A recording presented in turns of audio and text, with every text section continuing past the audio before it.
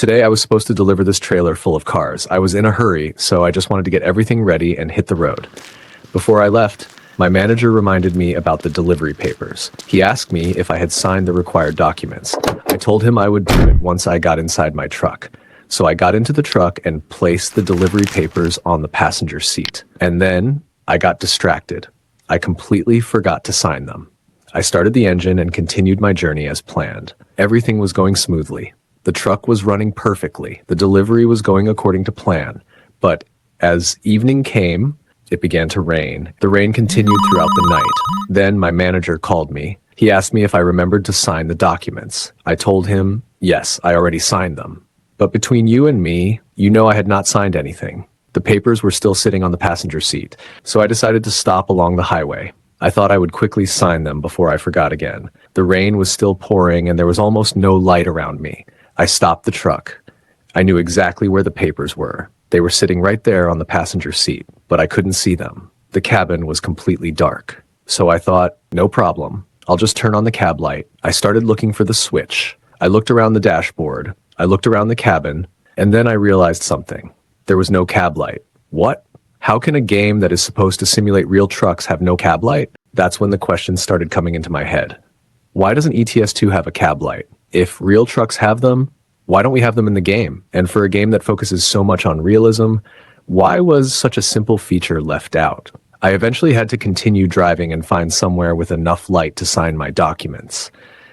But that little problem kept bothering me, and I know I'm not the only player who has thought about this. Before I started playing ETS2, I used to play Truckers of Europe 3 on my phone, and even that game has a cab light, so how can a much bigger truck simulator still not give us one? At this point, I decided to do some research, and that's when I found something very interesting. Back in 2013, an SCS representative named Max responded to players asking for an interior cab light. There were technical problems with adding an interior light. One of the concerns was performance. A proper interior light could have an impact on FPS. There was also a problem with the way the truck interiors were rendered. The lighting system at the time could not simply make the light behave the way players expected inside the cabin. That wasn't the only problem. Another SCS forum discussion explained that implementing proper cab lighting would require changes to the truck models. In fact, the idea was complicated enough that it could have required the truck models to be replaced. And remember, this was back in 2013. ETS2 has changed a lot since then. The graphics have improved, the lighting has improved, the truck models have been updated, the interiors have become much more detailed. So now we have a very interesting question. Does that old explanation still apply today? Because SCS had a reason. It wasn't simply, we don't want cab lights.